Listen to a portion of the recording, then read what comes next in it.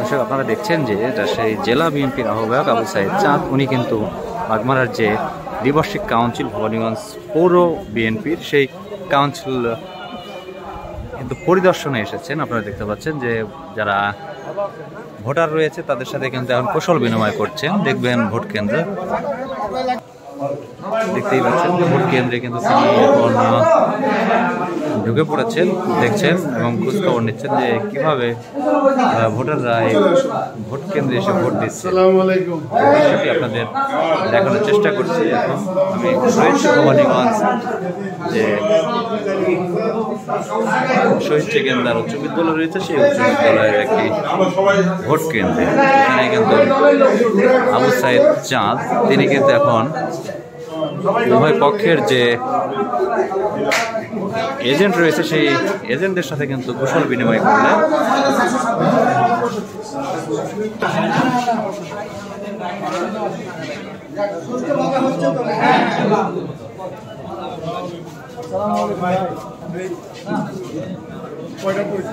আপনারা দেখতে পাচ্ছেন যে ভবানীগঞ্জে শহীদ সেকেন্দার উচ্চ বিদ্যালয় রয়েছে, সেই উচ্চ বিদ্যালয়ের ভোট কেন্দ্র এখন পরিদর্শন করছেন জেলা বিএনপির আহ্বায়ক। ভোটারদের সাথে কিন্তু কুশল বিনিময় করছেন, যেটি আপনাদের এখন দেখানোর চেষ্টা করছিলাম। আসলে তার সঙ্গে রয়েছে জেলা উপজেলা বিএনপি ও সহযোগী সংগঠনের অনেক নেতাকর্মী এখন ভিড় করেছেন এই ভবানীগঞ্জের যে শহীদ সেকেন্দার উচ্চ বিদ্যালয় রয়েছে সেই উচ্চ বিদ্যালয়ে। আসলে জেলার যে নেতাকর্মী তারা এরই মধ্যে শেষ করলেন পরিদর্শন। আসলে এখন জেলা থেকে যে সকল নেতাকর্মী এসেছে ভবানীগঞ্জ পৌর বিএনপির নির্বাচনে পরিদর্শনে, সেই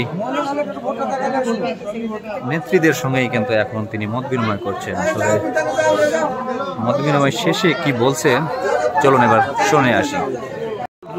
সবই হলো 5 আগস্টের আগে, এবং আমার নেতা আপনার তারেক রহমান সাহেব তো বলেছি আপনি যে আমার কাউন্সিলরা তৃণমূল থেকে উঠে আসতে হবে, তার জন্য পদ্ধতিভাবে গণতান্ত্রিকভাবে আমরা করছি। এটা আমার নেতার নির্দেশ, তারেক রহমান সাহেবের নির্দেশ। আগে তো আজ দেখতাম যে জায়গাত হয়তো দু একটা জায়গা হয়েছে, কিন্তু এরকম হয়নি, সব জায়গাতে কাউন্সিল হবে। আগামী যে আপনাদের বাগমারা কাউন্সিল হবে আপনারা দেখতে পাবেন, ব্যাপকভাবে হবে ইনশাআল্লাহ। আমরা ওইটা পদ্ধতি আগাচ্ছি। পরিবেশ কেমন মনে হচ্ছে? যে পরিবেশ ভালো, আপনারা তো দেখছেন, আপনারা ভালো বলতে মোটামুটি ভালো। 17 বছর পরে যে কথা বলা, 17 বছর কথা বলে 17 বছর তো এক জায়গায় হতেই দেয় না। আমার ভোটাররা তো বলছে আমরা ভালো।